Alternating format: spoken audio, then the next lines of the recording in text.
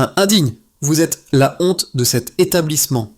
La voix d'Éléonore de Valois, PDG du Palace parisien Le Majestic, claque comme un coup de fouet dans le silence feutré du lobby. Ces mots, froids et tranchants comme des éclats de verre, visent d'un seul homme. Léo, 40 ans, le visage creusé par la fatigue, se fige, son chiffon suspendu en l'air. Son crime, une minuscule trace, à peine visible, sur l'un des immenses miroirs dorés qui reflètent le luxe insolent des lieux. Devant une file de clients fortunés qui détournent le regard, partagé entre la gêne et une curiosité malsaine, la femme en tailleur impeccable lui arrache son badge d'employé. La scène est d'une violence inouïe, une exécution publique pour une faute inexistante. Mais avant de plonger dans cette histoire incroyable, faites-moi une faveur. Cliquez sur le bouton j'aime et si vous êtes nouveau ici, abonnez-vous à notre famille grandissante d'amateurs d'histoire.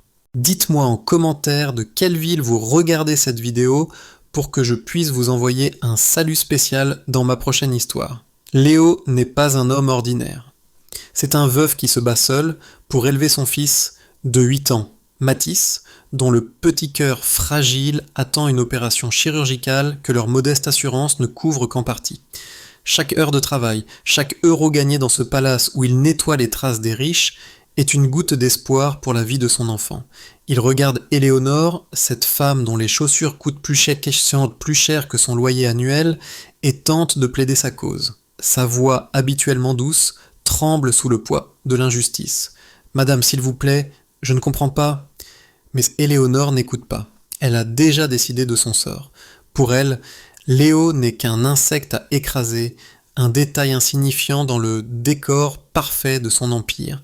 Elle le coupe d'un geste sec de la main. « Non seulement vous êtes viré, mais je porte plainte pour vol. » Un murmure parcourt l'assemblée. Le vol, Léo n'a jamais rien pris de sa vie. C'est un mensonge, il le sait.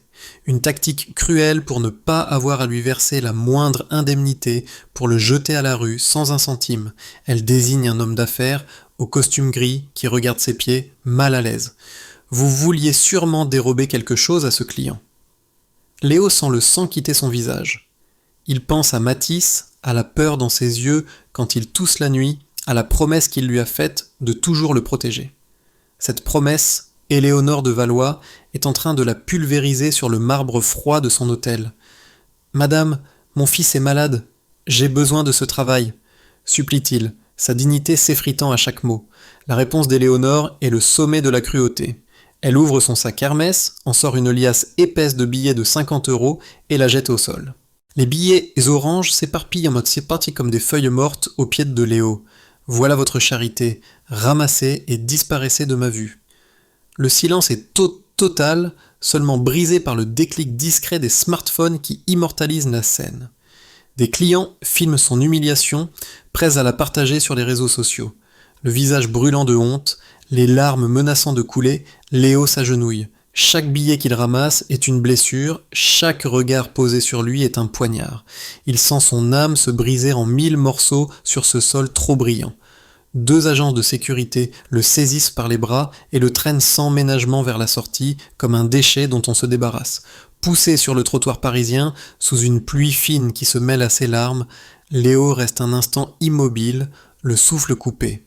Il a perdu son travail, sa dignité et peut-être l'espoir de sauver son fils. Il serre les poings, les billets froissés dans sa main. Alors qu'il se prépare à partir, il sent quelque chose de dur et froid dans la poche de sa veste d'uniforme, celle qu'on ne lui a même pas laissé le temps de rendre. Machinalement, il y glisse la main et en sort une petite clé USB noire, sans aucune inscription. Il fronce les sourcils, elle ne lui appartient pas. Il l'a sûrement ramassée en nettoyant une suite, un oubli d'un client, ou peut-être d'un employé. Il la regarde. Un simple morceau de plastique et de métal. Un objet sans valeur. Éléonore de Valois, de l'autre côté de la porte vitrée, le regarde s'éloigner, un sourire de triomphe sur ses lèvres parfaitement maquillées. Elle a gagné. Elle a écrasé la vermine. Elle a réaffirmé son pouvoir absolu. Mais ce qu'elle ignorait, c'est que dans la poche de cet homme brisé, elle venait de laisser tomber la clé de sa propre destruction. Elle pensait avoir éteint une petite flamme, mais elle venait en réalité d'allumer un incendie qui allait dévorer son empire. Le chemin du retour fut un long tunnel de honte. Léo marchait dans les rues de Paris, les épaules voûtées, chaque pas plus lourd que le précédent. La pluie fine se mêlait à ses larmes silencieuses et les billets de 50 € froissés dans sa main lui brûlaient la paume comme des charbons ardents. Il ne s'agissait pas d'argent, mais du prix de son humiliation. Arrivé devant la porte de son petit appartement du 20e arrondissement, il prit une profonde inspiration, essuya son visage et força un sourire avant de tourner la clé. Mathis était assis sur le canapé, dessinant. En voyant son père, il courut vers lui. « Papa, tu es rentré tôt !» Léo le serra fort contre lui, cachant son visage dans les cheveux de son fils pour que celui-ci ne voie pas la défaite dans ses yeux. Ce soir-là, il mentit pour la première fois à son enfant, lui disant qu'il avait obtenu une promotion et qu'il aurait quelques jours de congé. Le lendemain matin, l'humiliation privée devint un spectacle public. Le téléphone de Léo n'arrêtait pas de vibrer. Des messages de sa sœur, de quelques anciens collègues. « Léo, ça va ? J'ai vu une vidéo. » Il ouvrit Instagram avec des mains tremblantes. La première story qui apparut était celle d'un influenceur mode présent au Majestic.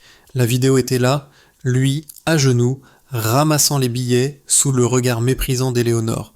Le son était clair, on entendait sa supplique, on entendait le rire étouffé de quelqu'un en arrière-plan. En dessous, un hashtag avait déjà pris de l'ampleur.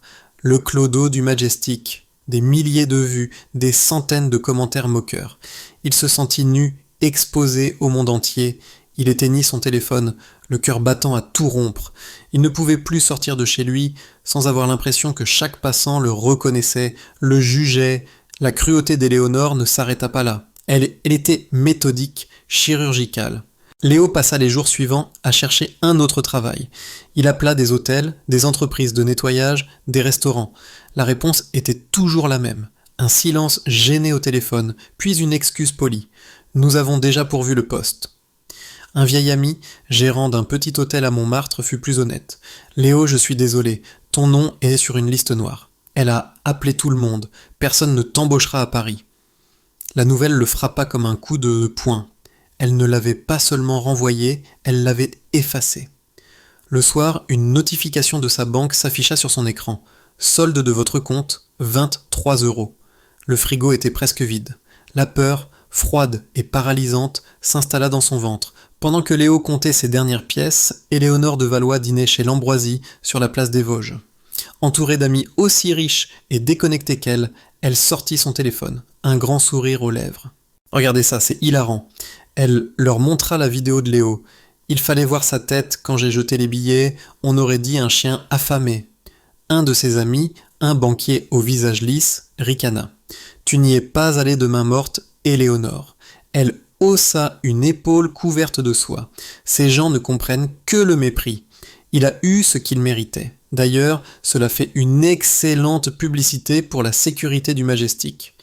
Elle leva sa coupe de champagne, ses diamants scintillant à la lumière des chandeliers. À notre succès et au monde qui nous appartient. Elle ne pensait plus à Léo. Pour elle, il n'existait déjà plus. Cette nuit-là, Mathis fut secoué par une quinte de toux si violente que Léo crut que son petit cœur allait lâcher. Paniqué, il appela le médecin qui lui rappela l'urgence de la situation. L'opération ne pouvait plus attendre. Acculé, désespéré, Léo se sentit sombrer. Il n'avait plus rien, plus de travail, plus d'argent, plus d'espoir. C'est alors que son regard se posa sur sa veste d'uniforme, jetée sur une chaise. Et il se souvint. La clé USB. Sans trop y croire, il la récupéra. C'était un geste absurde, un dernier recours ridicule. Qu'est-ce qu'un simple morceau de plastique pouvait changer à sa situation ? Pourtant, il alluma son vieil ordinateur portable, dont l'écran mettait plusieurs minutes à s'éclairer. Il inséra la clé dans le port USB. Une fenêtre apparut, demandant un mot de passe. Un mur digital. La déception fut amère.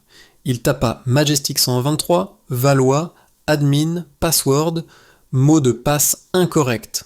Il soupira, prêt à abandonner. Mais en regardant de plus près la fenêtre, il remarqua quelque chose. Même si le contenu était verrouillé, le système d'exploitation affichait le nom d'un des fichiers présents sur la clé. Un seul nom de fichier, visible à travers le brouillard numérique.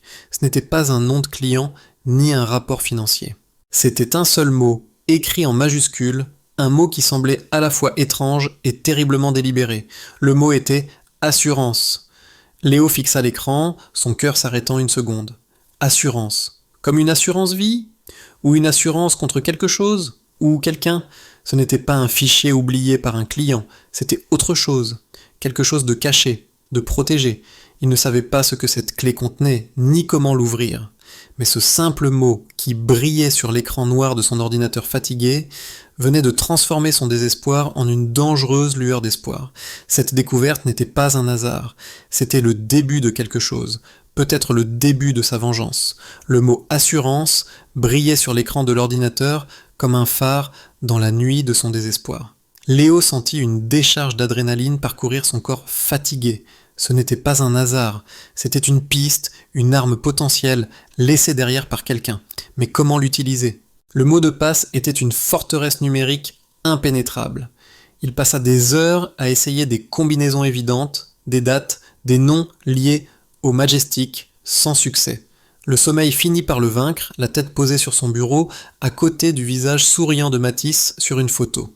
Le lendemain, alors que le désespoir menaçait de revenir, il se souvint de Chloé, sa jeune voisine du 3e étage, une étudiante en cybersécurité, toujours plongée dans des lignes de code complexes sur son ordinateur portable. C'était une chance infime, mais c'était sa seule chance. Avec la clé USB dans sa poche, il frappa à sa porte. Chloé, les yeux cernés mais brillants d'intelligence, l'écouta attentivement, son regard passant de la compassion à la colère en entendant son histoire. Elle prit la clé USB comme un médecin prendrait le pouls d'un patient. « Laissez-moi faire, Léo. Je ne promets rien, ces protections sont parfois très solides, mais je vais essayer. » Pendant que Chloé lançait ses algorithmes et ses logiciels de décryptage, Léo devait survivre. Il avala sa fierté et accepta un travail non déclaré, payé en espèces à la fin de chaque nuit. Nettoyer les sols d'un entrepôt frigorifique à Rungis. Le froid glacial lui rongeait les os, l'odeur de viande et de poisson lui donnait la nausée, mais chaque billet de 20 € qu'il glissait dans sa poche était une petite victoire contre la faim qui menaçait sa famille. Les jours se transformèrent en une routine épuisante. Nuit de labeur dans le froid, journée passée à veiller sur Matisse, cachant son épuisement derrière des sourires forcés et des histoires inventées sur son nouveau projet passionnant. Il voyait la santé de son fils se fragiliser, sa toux devenir plus rauque. Le temps était son ennemi. Chaque soir, il recevait un SMS de Chloé. « Rien encore, j'essaie une autre méthode. » L'espoir s'amenuisait. Un soir, alors qu'il rentrait de Rungis, transi de froid et d'épuisement, il se souvint de quelque chose. Une conversation, des années plus tôt, avec le fondateur de l'hôtel, Henri de Valois, le père d'Éléonore. C'était un homme bon, juste, qui aimait discuter avec les employés. Il avait été écarté de la direction quand sa fille avait pris le pouvoir. Le vieil homme lui parlait souvent, avec une nostalgie touchante, de son premier chien, un golden retriever nommé Sultan, qu'il considérait comme son meilleur ami d'enfance. Une intuition folle, une étincelle dans l'obscurité. Il sortit son téléphone, ses doigts gourds de froid, et appela Chloé malgré l'heure tardive. « Chloé, essaye quelque chose pour moi. Le mot de passe, essaie Sultan 1968. C'est l'année de naissance de son père. » Il y eut un long silence à l'autre bout du fil, un silence si long que Léo crut que la communication était coupée. Puis, il entendit un son, un petit clic suivi d'un cri étouffé. La voix de Chloé était à peine un murmure, vibrant d'excitation et de choc. « Léo, ça a marché, tu ne vas pas croire ce qu'il y a là-dedans, viens tout de suite. » Léo sentit son cœur cogner contre ses côtes. Il courut, montant les escaliers, 4 à 4, oubliant sa fatigue, son froid, sa faim. Ce qu'il découvrit sur l'écran de Chloé dépassait tout ce qu'il aurait pu imaginer. La clé USB ne contenait pas des documents financiers ou des secrets d'entreprise. Elle contenait des enregistrements audio, des dizaines de fichiers datés sur plusieurs années. La voix était celle d'Henri de Valois, le père d'Éléonore. C'était son journal intime, son testament oral, son assurance contre la cruauté de sa propre fille. D'une voix brisée par la tristesse et la maladie, le vieil homme racontait tout. Comment Éléonore avait profité de la maladie de sa mère pour lui faire signer des documents qui lui donnaient le contrôle total de l'empire hôtelier. comment elle avait ensuite placé son propre père sous tutelle, le déclarant sénile pour l'écarter définitivement. Il décrivait des systèmes de double comptabilité pour frauder le fisc, des pots de vin versés à des inspecteurs et surtout une liste de noms. Des employés, comme Léo, licenciés, abusivement, humiliés pour des raisons futiles, simplement parce qu'il lui avait déplu ou qu'il connaissait un peu trop bien les secrets de la famille. Léo écouta, pétrifié, le casque sur les oreilles. Il entendit son propre nom. Le vieil homme parlait de lui avec affection, le décrivant comme l'un des derniers employés honnêtes. L'enregistrement le plus récent datait de quelques mois à peine. La voix d'Henri était faible, presque inaudible. « Elle va le détruire, je le sais. Elle ne supporte pas la bonté. Si quelqu'un trouve ceci, utilisez-le. Rendez justice à tous ceux qu'elle a brisés. » Léo retira le casque, les mains tremblantes. Ce n'était plus seulement son histoire. C'était l'histoire de dizaines de victimes silencieuses. Chloé avait déjà fait une copie de sécurité de tous les fichiers sur un disque dur externe. Léo, c'est de la dynamite. C'est assez pour l'envoyer en prison pour des années. Mais Léo savait que ce ne serait pas si simple. Éléonore était puissante, protégée.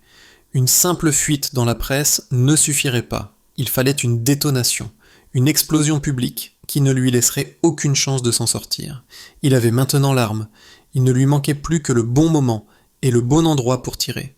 Le moment de la vérité approchait, et il serait bien plus spectaculaire qu'un simple procès.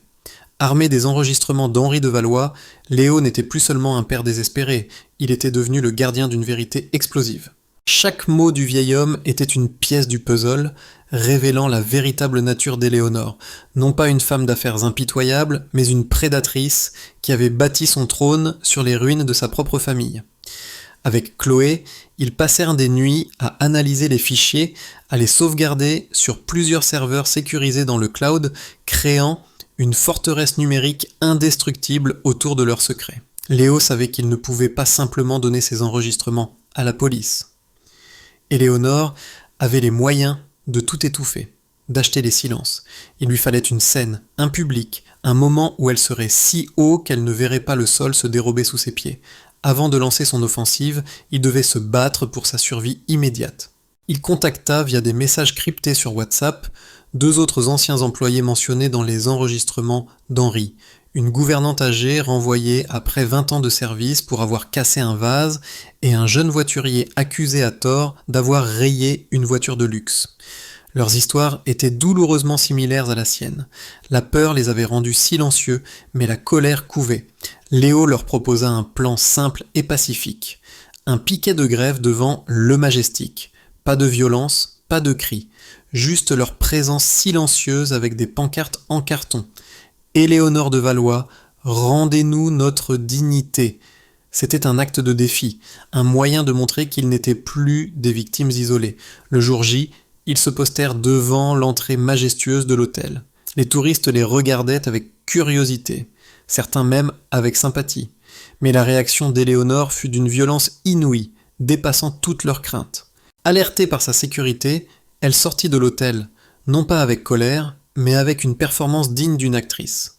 Son visage était déformé par une fausse peur, ses yeux remplis de larmes de crocodile. Elle avait prévenu les chaînes d'information en continu. Les caméras de BFM TV étaient déjà là, tournant en direct. Elle se jeta presque dans les bras de ses gardes du corps, pointant un doigt tremblant vers Léo. Cet homme me harcèle depuis des semaines. Il me menace. J'ai peur pour ma sécurité, pour celle de mes clients. C'était un coup de théâtre magistral et pervers. En quelques secondes, ils passèrent du statut de victime à celui d'agresseur. La police, appelée en renfort, arriva toute sirène hurlante. Les agents, briefés par la sécurité de l'hôtel, ne leur laissèrent aucune chance de s'expliquer. Ils furent plaqués contre le mur, menottés brutalement sous les flashs des photographes et les caméras qui zoomaient sur leur visage. L'image de Léo, le visage écrasé contre la pierre froide du palace, fit le tour des réseaux sociaux en quelques minutes. C'était son humiliation suprême, bien pire que les billets jetés à ses pieds. Il était désormais un criminel aux yeux du monde. Assis à l'arrière de la voiture de police, regardant la façade du Majestic s'éloigner, il aurait dû se sentir brisé, anéanti. Mais étrangement, il était calme, un calme glacial. car il savait que c'était exactement ce dont il avait besoin. Elle venait de commettre son erreur fatale. Pendant sa garde à vue de quelques heures, son téléphone fut confisqué. Mais il avait anticipé ce mouvement. La veille, il avait donné un second téléphone prépayé à Chloé. Alors qu'il était interrogé, elle, de son côté, mettait la dernière main à leur plan. Elle avait réussi à pirater le système de réservation interne du Majestic, une information qu'elle avait trouvée dans les notes d'Henri de Valois. Elle y découvrit quelque chose d'incroyable. Éléonore, pour blanchir l'argent qu'elle détournait, utilisait un système de fausse réservation de suite, payé par des sociétés écrans basées à l'étranger. Chloé fit des captures d'écran de tout, des numéros de réservation, des noms des sociétés, des montants exorbitants. C'était la preuve matérielle qui manquait, le lien direct entre les accusations du père et les crimes de la fille. Quand Léo fut libéré, sans charge, mais avec une réputation détruite, il rejoignit Chloé. Elle lui montra les captures d'écran. C'était la dernière pièce du puzzle. Ils avaient les enregistrements, les preuves de la fraude, et maintenant ils avaient le mobile. Mais ce n'est pas tout. Chloé avait aussi piraté l'agenda personnel d'Éléonore, et elle y avait trouvé l'événement parfait pour leur vengeance.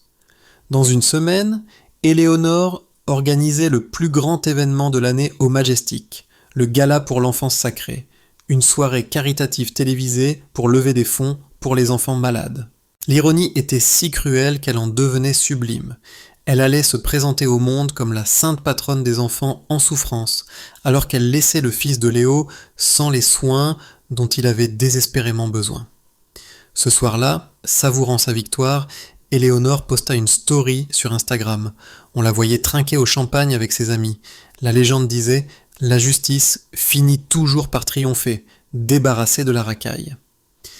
Elle ne savait pas que Léo, depuis son petit appartement, regardait cette même story.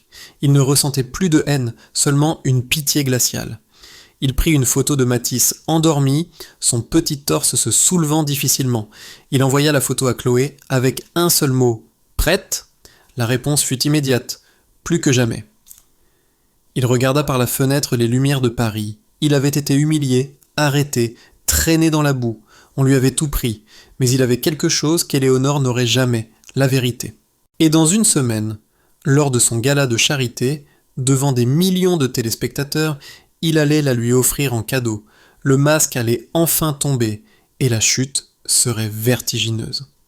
La semaine qui précéda le gala fut la plus longue de la vie de Léo. C'était une période étrange, un calme plat avant la tempête la plus violente. À l'extérieur, il jouait le rôle qu'Éléonore lui avait assigné, celui d'un homme brisé. Il ne sortait que pour emmener Mathis à ses rendez-vous médicaux, le visage caché sous une casquette, les épaules voûtées. Il ignorait les regards insistants des voisins et les chuchotements dans son dos. Il laissait son téléphone sonner dans le vide. Pour le monde, et surtout pour Éléonore, il était une victime vaincue, un insecte écrasé qui avait cessé de se débattre. Mais à l'intérieur, dans le secret de son petit appartement, une véritable salle de guerre numérique était en pleine effervescence. Chaque nuit, une fois Mathis endormi, Léo et Chloé peaufinaient leur plan. Ils n'étaient plus seuls.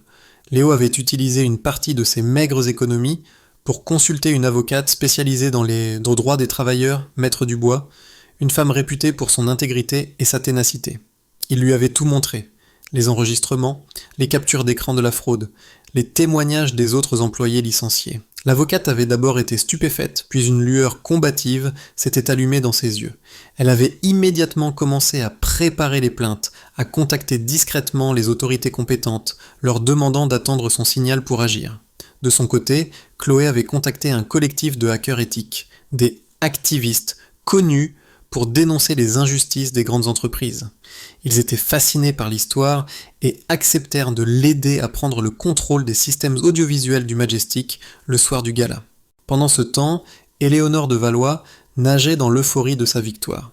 Son arrestation médiatisée de Léo lui avait valu une vague de sympathie inattendue.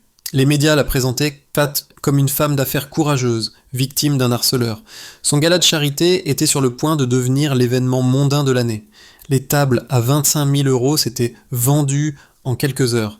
Des ministres, des stars de cinéma, des capitaines d'industrie avaient confirmé leur présence. Elle se voyait déjà sur scène, baignée par la lumière des projecteurs, recevant les louanges pour sa générosité, consolidant son image de reine intouchable de Paris. Son arrogance était sans limite. Elle se sentait invincible, persuadée d'avoir définitivement éliminé la seule petite pierre dans sa chaussure. C'est cette arrogance qui la poussa à commettre sa dernière et plus grave erreur. La veille du gala, elle convoqua son directeur financier dans son bureau. Elle ne savait pas que le système de sécurité du Majestic, y compris les micros cachés dans les bureaux de la direction, était une vieille installation mise en place par son propre père des années plus tôt. Un système auquel Chloé, grâce aux notes d'Henri, avait désormais accès. Depuis son ordinateur, elle lança l'enregistrement. La voix d'Éléonore était claire, glaciale, dénuée de toute émotion. Le gala va rapporter au moins 3 millions. Nous allons en déclarer un pour la fondation, pour les photos et la presse. Le reste, vous le faites transiter par les comptes habituels au Caïman. Et assurez-vous que la part de l'inspecteur des impôts soit bien versée. Je ne veux aucun problème. C'était l'aveu final, la preuve irréfutable du détournement de fonds caritatifs. Chloé enregistra la conversation, le souffle coupé. Elle envoya immédiatement le fichier audio à Léo et à Maître Dubois.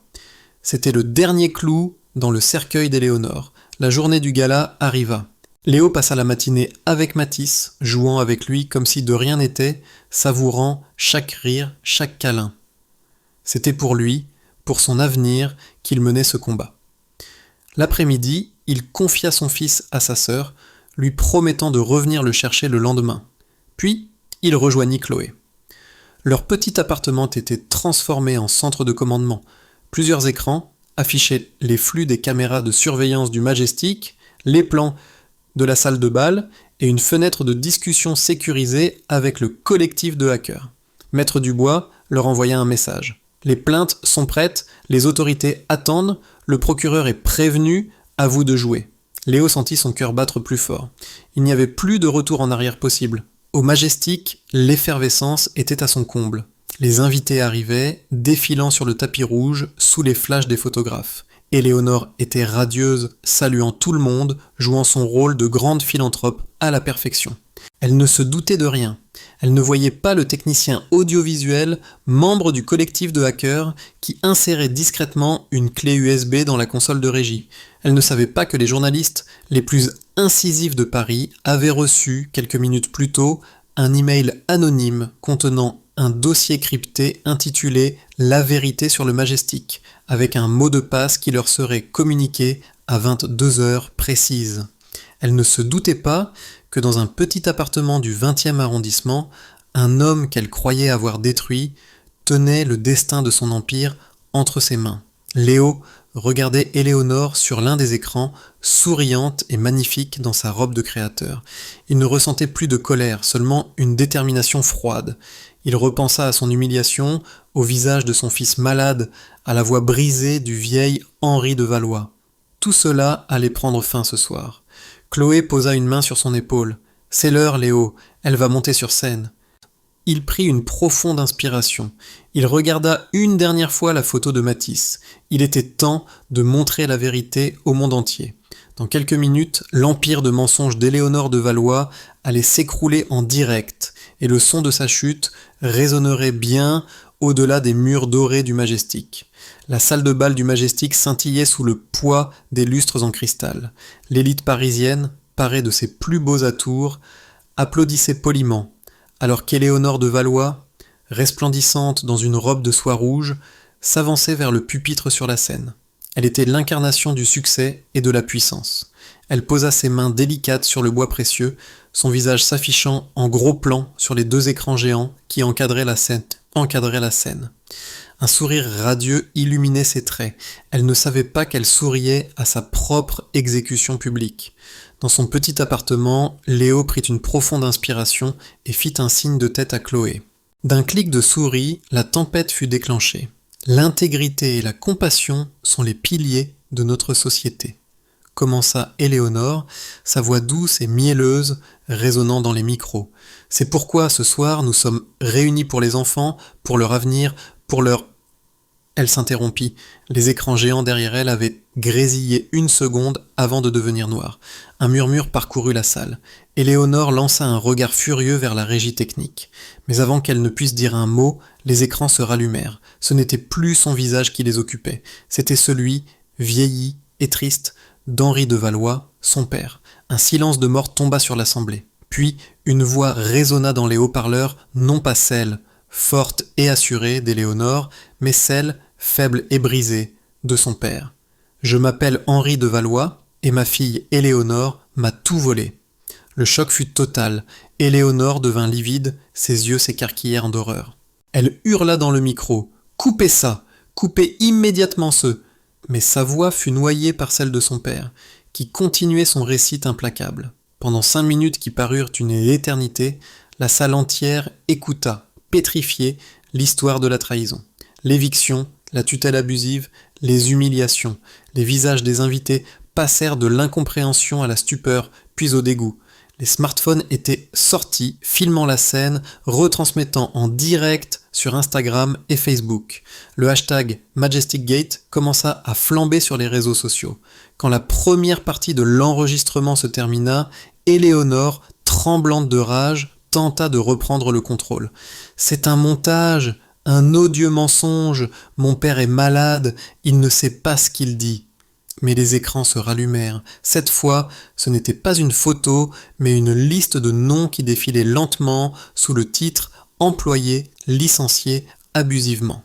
Le nom de Léo y figurait, ainsi que ceux de dizaines d'autres. Puis l'écran afficha les captures d'écran des fausses réservations des sociétés écrans des montants faramineux. La fraude était exposée, brute, indiscutable. Un banquier dans la salle, reconnaissant le nom d'une des sociétés, laissa échapper un juron. La panique commençait à gagner les complices d'Éléonore. Elle était au bord de l'hystérie. « C'est faux, tout est faux, c'est une attaque contre moi, contre mon succès. » C'est alors que le coup de grâce fut porté. Un nouvel enregistrement audio démarra. Sa propre voix, claire et glaciale, emplit la salle. « Le gala va rapporter au moins 3 millions. Nous allons en déclarer un pour la fondation, le reste vous le faites transiter par les comptes habituels au Caïman. » C'était l'enregistrement de la veille. L'aveu du détournement des fonds destinés aux enfants malades. L'onde de choc fut si puissante que plusieurs personnes se levèrent, leurs visages déformés par la colère. Des cris fusèrent « Voleuse !»« Honte à vous !» Éléonore recula, cherchant une issue, son visage autrefois si parfait, maintenant tordu par la panique. Elle trébucha, se rattrapant de justesse au pupitre. Ses yeux balayaient la foule, cherchant un allié, mais elle ne rencontra que des regards accusateurs et méprisants. Au même moment, les journalistes présents dans la salle reçurent une notification sur leur téléphone. C'était le mot de passe pour ouvrir le dossier qu'ils avaient reçu. En quelques secondes, ils eurent accès à l'intégralité des preuves, tous les enregistrements, toutes les captures d'écran, les témoignages écrits, les analyses financières. C'était un tsunami d'informations qui allait noyer la réputation d'Éléonore à tout jamais. Alors que le chaos était à son comble, les grandes portes de la salle de bal s'ouvrirent. Ce n'était pas la sécurité de l'hôtel. C'était la police. 2 commissaires, accompagnés de plusieurs officiers, s'avancèrent calmement mais fermement à travers la foule qui s'écartait sur leur passage. Ils montèrent sur scène. L'un d'eux se tourna vers Éléonore, qui semblait avoir perdu toute contenance. « Madame Éléonore de Valois, vous êtes en état d'arrestation pour fraude fiscale aggravée, abus de faiblesse, détournement de fonds et harcèlement. » Les menottes cliquèrent autour de ses poignets fins. Le son, amplifié par les micros, résonna dans la salle comme le glas de son empire. Elle ne se débattit pas, elle était vaincue. Alors que les policiers l'emmenaient, son regard croisa celui d'une caméra de télévision. Et dans cet instant, le monde entier vit la chute de la reine. Plus de masque, plus d'arrogance. Juste une femme brisée, emportée par le flot de ses propres mensonges. La salle explosa en applaudissements. Ce n'étaient pas des applaudissements de joie, mais de soulagement. Des applaudissements pour la vérité qui venait d'éclater. Dans son appartement, Léo regardait la scène sur son écran, les larmes coulant enfin sur ses joues. Ce n'étaient pas des larmes de tristesse, mais des larmes de victoire. À côté de lui, Chloé pleurait aussi, un immense sourire aux lèvres. Il l'avait fait. Sur les écrans géants de la salle de bal, une dernière image apparut, une simple photo en noir et blanc, celle de Léo et de son fils Mathis, souriant, enlacés. En dessous, une seule phrase, pour tous ceux qui n'ont pas de voix. La justice était rendue en direct devant des millions de personnes. L'Empire de Valois s'était effondré en moins de 10 minutes. La vérité avait enfin éclaté, et rien, absolument rien, ne serait plus jamais comme avant.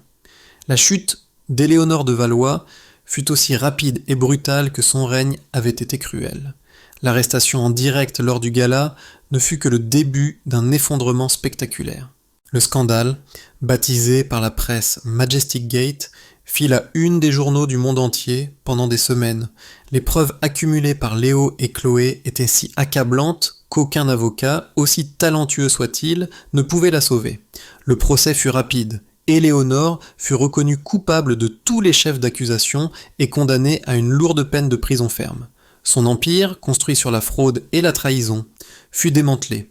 Le Majestic fut vendu, et une grande partie des bénéfices fut utilisée pour indemniser les dizaines d'employés qu'elle avait injustement licenciés et humiliés au fil des ans. Dépouillée de sa fortune, abandonnée par tous ses amis puissants, elle perdit tout.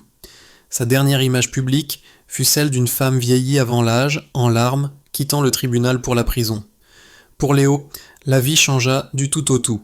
Du jour au lendemain, il passa du statut de paria à celui de héros national. Son histoire était sur toutes les lèvres, un symbole de la victoire du courage sur l'arrogance.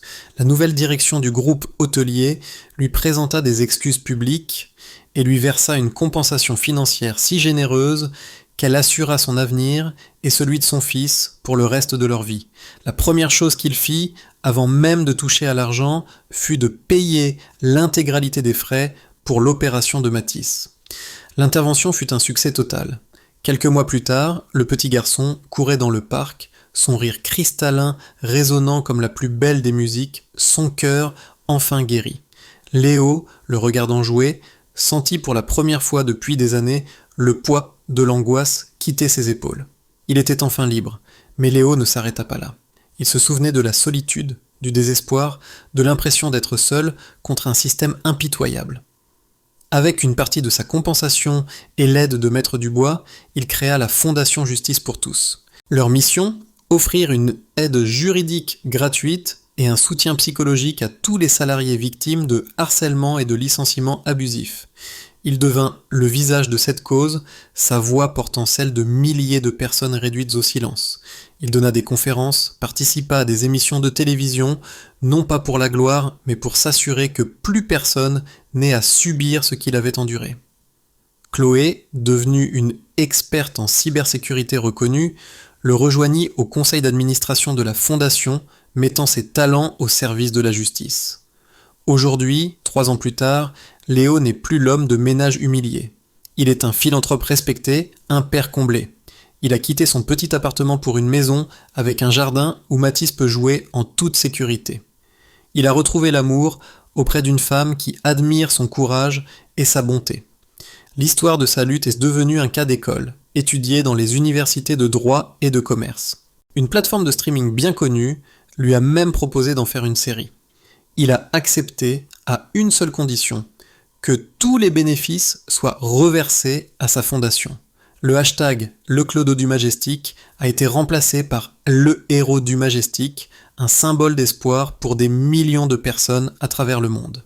Cette histoire nous rappelle que la justice existe encore dans ce monde. Quelles leçons avez-vous tirées de ce récit ? Partagez vos réflexions dans les commentaires ci-dessous. Nous adorons lire vos pensées et vos propres expériences. Et devinez quoi ? Une autre histoire bouleversante arrive dans quelques jours, encore plus dramatique et inspirante que celle-ci. Alors, si ce n'est pas déjà fait, assurez-vous de vous abonner à cette chaîne et d'activer la cloche de notification pour être le premier à la découvrir dès sa mise en ligne. Si cette histoire vous a ému, n'oubliez pas de cliquer sur le bouton j'aime. Cela nous aide énormément à faire découvrir ces récits de justice à d'autres personnes qui en ont besoin. Et surtout, partagez cette vidéo avec vos amis et votre famille, car on ne sait jamais qui a besoin d'entendre ce message d'espoir aujourd'hui. Parfois, une seule histoire peut changer la perspective de quelqu'un sur la vie, Merci infiniment d'avoir suivi ce voyage émotionnel avec nous. À très bientôt